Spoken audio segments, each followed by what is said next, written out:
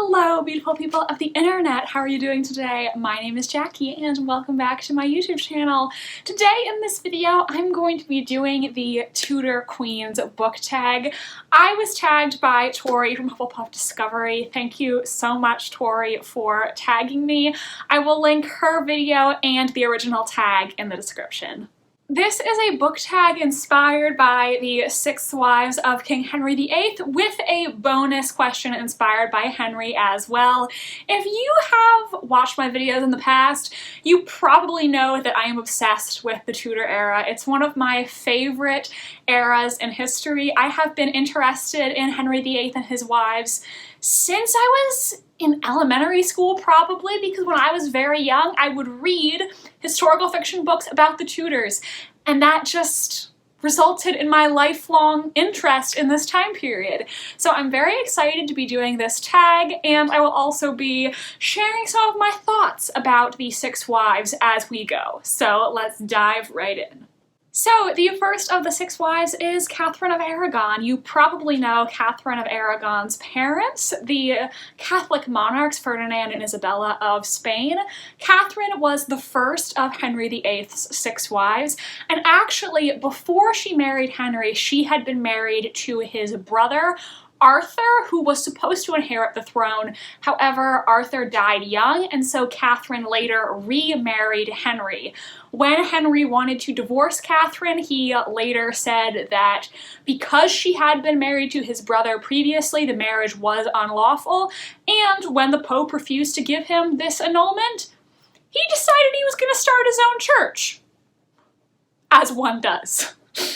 Katherine of Aragon was the mother of the future Queen Mary I of England, and a fun fact about Katherine is that while Henry was in the middle of a war with Scotland, Katherine rode in full armor to address the troops while heavily pregnant, and after the King of Scotland, James IV, was killed at the Battle of Flodden Field, Katherine sent Henry the dead king's bloody cloak as a memento, which is pretty hardcore and super badass that she was heavily pregnant and she just put on armor to go address the troops. I mean, so the question for Queen Katherine of Aragon is, name a book that was your first true love. For me, I have to go with Little Women by Louisa May Alcott. Now, I did not read the full unabridged classic until I was an adult. However, when I was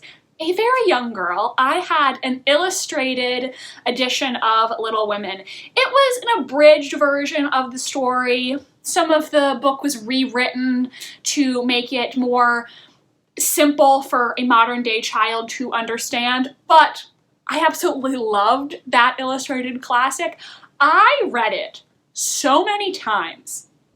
The spine of the book literally just broke and fell apart, and so I had to go buy another copy because I read it so many times, the book just fell apart. This is a classic novel that predominantly follows the 4 March sisters, Meg, Jo, Beth, and Amy, as they grow up and become young women in the Civil War era in Massachusetts. As a child, Jo March was just my hero. She was what I wanted to be when I grew up. My whole life, I've always wanted to be a writer, and that is also Jo's dream, so I just really related to her and admired her.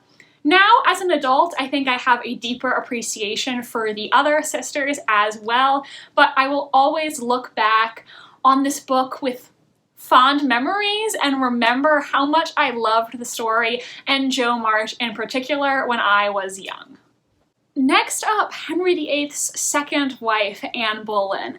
And the question for Anne Boleyn is, name a book with a manipulative character. I will answer the question, but first, I just want to say, Anne Boleyn is my favorite of Henry VIII's wives. And there is so much to her personality other than being manipulative. So I just need to go into Anne Boleyn defense mode for a second because I think she is a fascinating historical figure. So Anne Boleyn is the woman that Henry left Katherine of Aragon for, and throughout history she has been very vilified. I remember when I was a kid and I was reading these historical fiction books about the Tudors, Anne Boleyn was always a villainous character in those books. She was accused by some of being a witch. There were accusations that she had lured Henry away from his marriage using manipulation and potentially even magic. There was a rumor that she had a sixth finger on one of her hands, which is just blatantly not true. There is absolutely no truth in those rumors. So when I got older and I did more research and I learned that a lot of these myths surrounding Anne Boleyn are just that, myths, I became so fascinated by her. I think I have a particular soft spot for her just because there are so many people that believe these things about her that aren't true, and I appreciate that she's a very complicated person, and to this day there are historians who have their own interpretations of her personality and her motives, and I find that really, really interesting. Anne was undoubtedly an ambitious person. However, I think there are so many different aspects of her personality. I also definitely think that she was used as a tool to further her family's ambitions, and that ultimately resulted in her downfall. She and her brother were both executed on false charges, whereas her father, who really was pushing Anne's relationship with the king, escaped unscathed, which is really unfair. And we also know that Anne was a very intelligent woman. She served Margaret of Austria as a companion when she was younger, and Margaret greatly respected Anne. And while Anne did have many enemies, she also inspired devotion in people who were close to her, and there were a lot of people who greatly admired her. She also was the mother of Queen Elizabeth I, one of the most famous, if not the most famous, monarch in all of English history. So this has been a long discussion of Anne Boleyn, but she is one of my favorite figures in history personally. I took a class on the history of Britain in college, and when I was able to write a paper on any topic I chose to write mine on Anne Boleyn. But let's get back to the question. So, name a book with a manipulative character. I'm actually going to name two books that I have read recently, and when I hear manipulative character, these ladies are the first two that come to mind. So, actually, for a read-along hosted by Tori, I read Vanity Fair by William Thackeray and Gone with the Wind by Margaret Mitchell. I'm actually still reading Gone with the Wind. I was supposed to finish it in April. It's now June. Yeah, I've just really been struggling with that book. I think the plot is interesting, but it's very difficult to read due to the racism, classism, and also just general long-winded nature, but that's besides the point. When I hear manipulative character, Becky Sharp from Vanity Fair and Scarlett O'Hara from Gone with the Wind are the first characters that come to mind. I totally understand why these two books are often compared to each other. There are some people who believe that Gone with the Wind was inspired by Vanity Fair. Margaret Mitchell denied this, though I kind of feel like she has to have taken inspiration from Vanity Fair. There are so many similarities. Scarlett and Becky are both extremely manipulative, I would say narcissistic. They are selfish, they're terrible mothers. However, they are both really interesting as characters, especially considering a lot of classic novels, especially the ones written by men, have very flat female characters with not a lot of depth. So reading books with these two complicated anti-heroines, I think is really interesting. And while Scarlett and Becky are not people I would want to be friends with. I think they're super interesting to read about, and they do have some positive attributes in addition to their many flaws. Both of them are very determined, crafty, cunning, and they both have this will to survive that I think is admirable in a certain way. So while these two characters are not good people, they are really good characters because though they're manipulative, selfish, and unlikable, they also have many other character traits, making them fully realized characters. Next, we have Jane Seymour. Now, Jane is probably the one of the 6 wives I know the least about. She is generally regarded to have been a very religious, gentle, and simple woman. She, generally speaking, did not involve herself in politics, though she did make an effort to reconcile Henry with his daughter from his first marriage, Mary. There is an often repeated story. I don't know how true it actually is, though it's a story you hear quite frequently, that after the religious uprising known as the Pilgrimage of Grace, Jane asked Henry to show mercy to those involved. The story goes that when Jane asked him this, Henry told her to not meddle in his affairs because look at what happened to his 2 previous wives when they involved themselves in his business.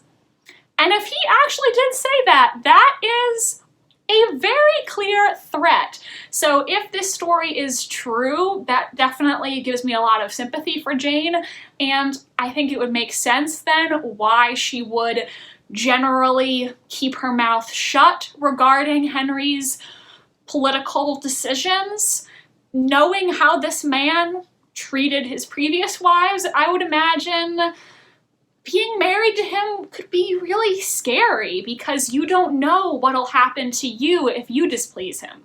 Jane did end up dying shortly after giving birth to Henry's only legitimate son, Edward. So the question for Jane Seymour is, name a book that delivered exactly what you wanted. So for this prompt, I'm going to gush about a book that I gush about all the time. A series, actually. Those are the Veronica Speedwell mysteries by Deanna Raybourn. This is actually the 4th book in the series, but I'm planning to read this month, so it's the one that I have on hand. This is a historical mystery series set in the Victorian era following lady adventuress Veronica Speedwell as she solves crimes with her brooding colleague Stoker. This series really cemented my love for historical mysteries. It's now one of my favorite genres to read, and I absolutely adore these books. Before I started reading the Veronica Speedwell mysteries, my experience with historical mysteries were rather limited. I had read Stalking Jack the Ripper by Carrie Maniscalco, which honestly I was a little disappointed by. Just felt like the romance was a little rushed, the characters were only okay, and I felt like the book wasn't always true to the Victorian social structure. There were characters who were depicted as having very Victorian values, and yet when there's this teenage girl who wants to solve crimes, they very quickly do a complete 180 and are now totally okay with her gallivanting around solving crimes with a man she's not married to, and like, what Victorian man is going to change his entire worldview in like 1 week? It's just not realistic. And then I had also recently watched the masterpiece PBS TV series, Miss Scarlet and the Duke, which my dad recommended to me. He loves it when I shout him out in my videos, so thanks, Dad. I really liked the show. I liked the 2 main characters. I shipped them together so hard, and I liked how, even though this was a mystery show, it still had a really fun, lighthearted tone and just really great witty dialogue. So then, when I started reading the Veronica Speedwell mysteries, It had the things about that show that I liked. It addressed some of the issues I had with Stalking Jack the Ripper better. I think it had better characters and a better romantic relationship where it's allowed to be a little bit more of a slow burn. And on top of that, these books just have some romantic tropes that I personally am obsessed with. So it's a win-win-win, honestly. In the very first book, there is a scene where the two main characters, as part of their investigation, have to pretend to be married. And when I got to that part of the book, I was just over the moon. I sold my soul to Deanna Raybourn in that instant. I loved that scene. I just loved that trope. Thank you, Ms. Raybourn. Thank you. You know what I want. I love this series. I'm so excited to get caught up on all the books. Every single one of the books brings me so much joy. The dialogue is so witty and clever. The two main characters are a delight, and every single one of their interactions, just perfection. They are now one of my favorite fictional ships in books, and I want them to kiss so bad. They belong together. I'm obsessed with them, and I will read every Veronica Speedwell book as long as Deanna Raybourn keeps writing them, because like, they just bring me so much joy and happiness, and I'm not gonna shut up about these books until you all go and read them too and tell me how much you love them, okay? The next wife, Anne of Cleves. Now, Anne of Cleves, I personally think, is the wife of Henry VIII, who in the end lucked out the most. So Anne of Cleves married Henry in an arranged marriage, and the marriage ended rather quickly because Henry claimed that he felt like he had been deceived. Anne was not as beautiful as her portrait, and he ended up getting an annulment on the grounds that she had been previously contracted to marry another. However, there are some people who believe that Anne's looks were not the real reason the marriage ended. You see, when Anne was on her way to meet Henry for the first time, Henry and his buddies decided they were going to play a little practical joke on his bride-to-be, and they were all going to dress up like ordinary people and surprise her. And so, when this man who showed up to her room dressed like a peasant, but was actually secretly the king, and tried to kiss her, Anne rebuffed him immediately, not realizing this was the king. And at this point, Henry's health was, let's just say, not great. He was having a lot of health issues, and he was quite overweight. He was not as young and handsome as he had once been, though he was very sensitive about his appearance and acted like he was still young and hot, basically. So there's a lot of people who think Anne rebuffing Henry's advances hurt his fragile ego, and that's the real reason why he couldn't stand to be married to her. Because when he was rejected by Anne, that was basically forcing him to confront the reality that he wasn't what he once was, and he just couldn't handle that. But don't cry for Anne of Cleves, y'all, because she, being an intelligent woman, decided that she was going to go along with the divorce, and in reward, she received money, a nice castle to live in. She never returned to Cleves. She stayed in England for the rest of her life. And she was also addressed as the king's beloved sister, being the most important woman in all the land after the king's wife and his daughters. So, in the end, you know, not a bad deal for Anne of Cleves. So the prompt for Anne of Cleves is a book that wasn't what you expected. Now, you could interpret this as a book that wasn't what you expected in a positive way and wasn't what you expected in a negative way. So I'm actually going to give two answers for this one. First, a book that wasn't what I expected in a good way. I'm gonna say Dark Matter by Blake Crouch. This is a sci-fi thriller, and I heard a lot of positive reviews about it on BookTube, so I decided that I was going to read it, even though usually sci-fi is not my genre. So I was kind of cautious. I was like, you know, everybody loves this book. I'm gonna give it a try, and it was amazing. This book made me feel pretty much every emotion. It was so impactful, and it made me sad. It made me think. I literally had tears in my eyes reading this book. And is that what I expected from a sci-fi thriller? No, absolutely not. And yet somehow this book almost made me cry. That doesn't happen to me that often. Now, a book that wasn't what I expected in a negative way.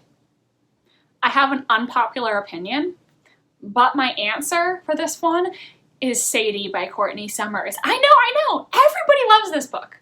Not me. This was a 2-star book for me, and I think my issue was people advertise this book as a mystery thriller, but I don't think it really is. I think it's more like a hard-hitting contemporary, because this book isn't really a mystery. We follow this girl named Sadie who is out to get revenge on the person that she believes murdered her sister, and there's really no mystery. We find out very early on who it is that killed the sister. There's no reveals or plot twists, and I felt like a lot of this book was actually like pretty boring, and the ending is very open-ended. Now, open endings I think can sometimes work and sometimes don't. And in this particular book, I thought it didn't work because I spent this entire book waiting for this big confrontation, and then the ending was a huge letdown. I felt so unsatisfied, and I just feel like this book wasn't a mystery thriller. It's more of a contemporary, and I personally don't usually like contemporaries because I like books with that sort of escapist element, and I just wasn't getting that from this. I didn't feel like there was really anything shocking, and the ending was a huge letdown. Granted, I'm like the only person who feels this way about this book, so you can tell me I'm wrong. It's fine. I understand this is the hottest of hot takes. Next up, Katherine Howard. Now, the question for Katherine Howard is, name a book that irritated you. And before I answer the question, I am, like I did with Anne Boleyn, gonna defend Katherine Howard a little bit here. Now, Katherine Howard was another one of Henry's wives who was executed, and unlike Anne, who was innocent of the crime she was accused of, Katherine Howard did actually commit adultery, which is stupid. Like, let's acknowledge that. If you're married to a man who has already executed one wife, committing an offense like that is probably not a great idea. However, Katherine Howard was very, very young. When she married Henry, she was only a teenager. She was a child, and I mean, let's be honest, children do stupid things. Now, when Henry and Katherine got married, he was 49 years old and she was a teenager. At the time of her execution, she was somewhere between the ages of 16 and 21, so she was very, very young. Like Anne Boleyn, I do think she was used by her family to further their own ambitions. Her and Anne Boleyn were actually related through the Howard family. Katherine also was sexually abused when she was very young. She had a sexual relationship with her former music teacher, Henry Mannix, when she was young. We don't know exactly how old she was because we don't know her year of birth, but she would have been somewhere around 13, and it's believed that Mannix was in his early to mid-20s.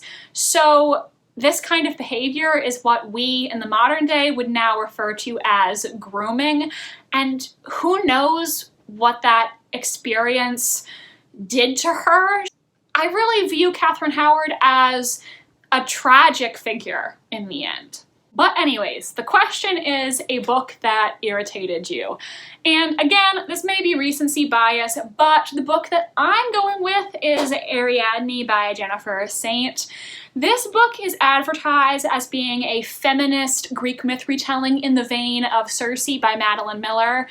And I thought this book was disappointing on pretty much every level. I think it was a very surface level depiction of feminism where basically all women are good and all men are bad, and I don't think the author really introduced any new concepts or ideas to the discussion regarding the unfair treatment of women in Greek myth.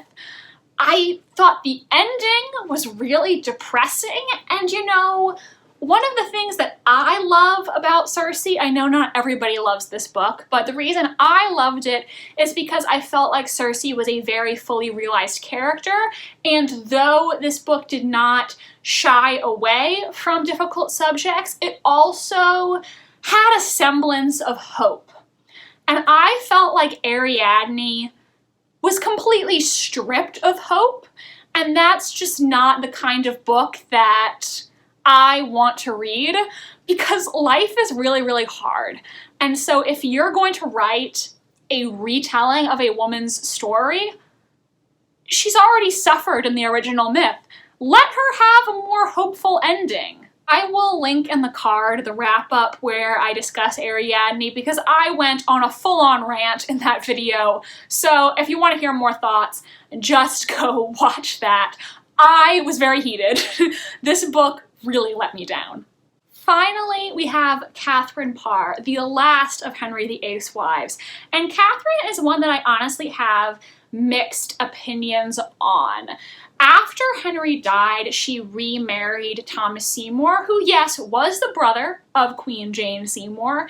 And at that time, a young Elizabeth, the future Elizabeth I, was living with them, and it seems that Thomas Seymour was sexually harassing and potentially abusing Elizabeth, and historians debate how much Katherine knew about this abuse, with some believing that she may have even been an active participant. So that is a very touchy subject. We don't know exactly what happened, and obviously, this is a patriarchal time, so it is possible that she knew about this sexual harassment but didn't feel like she could do anything because she was at the mercy of her husband. That is entirely possible, I suppose. That does give me a bit of a sour taste in my mouth regarding her, though I will say there are some other really interesting things about Katherine Parr. She was the first English queen to ever publish a book under her own name, which is a huge accomplishment. Another thing about Katherine Parr was that she did have reformist sympathies. Though Henry VIII had started his own church, he really hadn't diverged from the traditional practices of the Catholic Church all that much, and so there were many people who wanted to reform the Anglican Church. And there was actually a time where Katherine Parr was scheduled to be arrested because of her Protestant beliefs and that being against the law. However, someone tipped off Katherine Parr about this arrest warrant, and she thought of a genius way to save her own skin. She told Henry that the only reason she argued with him about religion was because she, being a mere woman, wanted to learn from him, and she knew that his ulcerous leg was causing him so much pain, so she wanted to get her husband's mind off of it by engaging him in discussion. And that worked. She totally appealed to Henry's ego and got herself out of a potentially deadly situation, so kudos to Katherine for that. Absolutely genius. So the question for Katherine Parr is a book published after the author's death, and these two books are probably what everyone else completing this tag is going to say.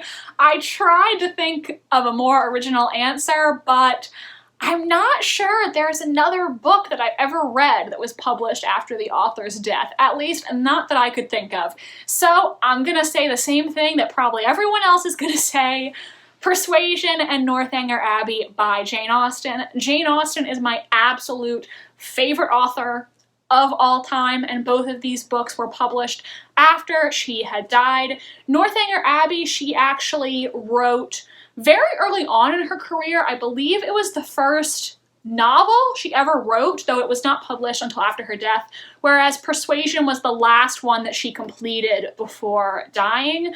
Both of these are really fun and really enjoyable. There is a film adaptation of Persuasion that is coming out on Netflix sometime in July.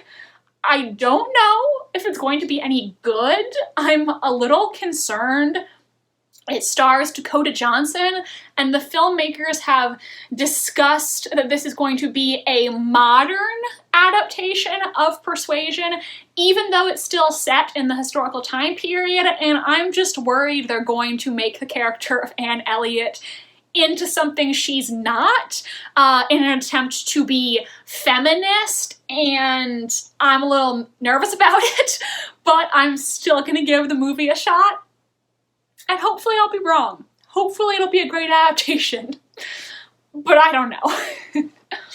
Now, the bonus question for Henry VIII is a chunky book that you hated. Which is kind of a mean question, but I laughed. I think that's a hilarious question. Okay, so at first I was having a hard time thinking of something, because I feel like if I was reading a chunky book and I absolutely hated it, like, I would just DNF it. I would not make myself suffer. So what I did is I went on Goodreads and I organized my read shelf from longest to shortest. And I started scrolling, you know, la-di-da, and then I remembered Zen and the Art of Motorcycle Maintenance. This is not the chunkiest book in the world. I think it's somewhere in the range of 400 to 500 pages, but I assure you, every single page was incredibly painful. This might be the worst book I've ever read, if I'm being completely honest. I absolutely hated it. I thought it was atrocious. This is a semi-fictionalized autobiography about the author who is going on a cross-country motorcycle trip with his son and some friends, and the book really has no plot. It's mostly just him waxing poetic about philosophy, and I could not have cared less, honestly. It was awful. I was assigned to read this as a summer assignment for senior year AP English. So just imagine 17-year-old Jackie wanting to enjoy her summer, and she's forced to read this monstrosity. I couldn't even like cheat and read the Spark Notes because there were no Spark Notes for this book. So when I was supposed to be having fun, I was forced to read this book. And I hated my life. I really hated my life in that instance. This book is absolute garbage. It says on Wikipedia that it received 121 rejection letters before someone finally published it, and I can see why. I hated this book so much. I know there's some people out there who like it and think it's life-changing. I don't understand those people. This book was terrible. If I could just, like, never think about it again for as long as I live, that would make me happy. I'm so sorry to the author of this book. I'm sorry, but your book sucks. Well, everybody, that's it for the Tudor Queens book tag. I hope you had fun. I feel like I've been talking for a really long time. I went on so many rants. Hopefully you enjoyed this video. I'm not gonna tag anyone, but if any of you out there are interested in doing this tag, and you want to just say that I tagged you, go right ahead. If you do decide that you're gonna film this video for yourself, let me know in the comment section so I can go watch your video. I know this video was so damn long. If you're still here, thank you. Please leave me a comment, letting me know which one of Henry VIII's wives is your favorite, and if you're still here but you don't know what to comment, then just drop a crown emoji in the comment section. I hope you enjoyed this video. Please give it a big thumbs up if you did, and subscribe to my channel if you want to see more from me. I post new videos every single Wednesday. My social media links are down below if you want to follow me on Tumblr, Instagram, or read my friend. What did I just say? Or be my friend on Goodreads. I have been talking for too damn long. I need to go get some water. Sorry, but thank you so much for watching this video. I hope you liked it, and I hope you have a superb rest of your day. Bye, and I'll see you next time.